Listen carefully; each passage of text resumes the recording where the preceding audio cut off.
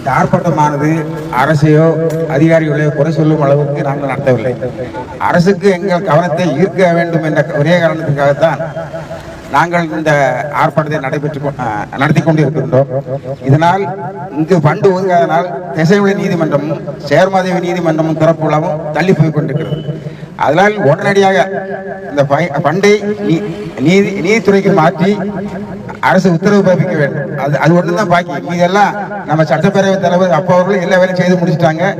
நாங்கள் ஏன் இன்னைக்கு அசம்பிளியில் நீங்கள் இன்னைக்கே அறிவிக்கணும் எடுத்துக்காணிக்கு தான் இதை செய்கிறோம். ஏற்கனவே எங்களது வழக்கறிஞர் சங்கத்தை சார்ந்தவர்கள் அப்பாவு அவர்களை பார்க்கவும் மற்றும் அதிகாரிகளை பார்க்கவும் சென்னைக்கு சென்று உள்ளார்கள். அதனால் யாரும் இந்த ஆர்ப்பாட்டத்தை தவறாக நினைக்கக்கூடாது. நாங்கள் ஒரு ஊன்றுகோலாக இருக்க வேண்டும் என்பதற்காகத்தான் இந்த போராட்டத்தை நடத்துகிற மொழிய வேற அதில் எந்த உள்நோக்கமும் கிடையாது. அது அரசியல் இதெல்லாம் இங்கே எந்த வழக்கறிஞர்கள் அரசியல்லாம் கிடையாது. அப்படி கிடையாது.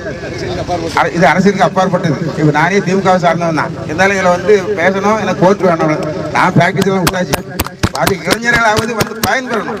அதுக்கு தான் நம்ம இப்போ நீங்கள் விட்டேன்னு வைப்போம். ஏன்னா அடுத்தால எலெக்ஷன் அனௌன்ஸ் பண்ணுவோம். பிறகு பேராக எந்த கவர்மெண்ட் வருதோ அது பிறகு நடவடிக்கை எடுத்து கோர்ட்டு வரதுக்கு வாய்ப்பு இல்லை.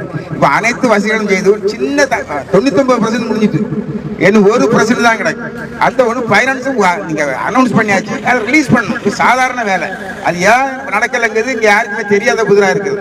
அதனால நம்ம சட்டப்பேரவை உறுப்பினர் நம்ம சட்டப்பேரவை உறுப்பினர் சபாநாயகர் அவர்களும் இதில் முழுமூச்சாக செயல்பட்டு இந்த ஃபண்டை ரிலீஸ் பண்ணதுக்கு உடனே நடவடிக்கை எடுக்க வேண்டும் என்றும் இன்றைய அசம்பிளியில் இதை அறிவிக்க வேண்டும் என்று எங்களுடைய தாழ்மையான கோரிக்கை வைத்து வாய்ப்புக்கு நன்றி.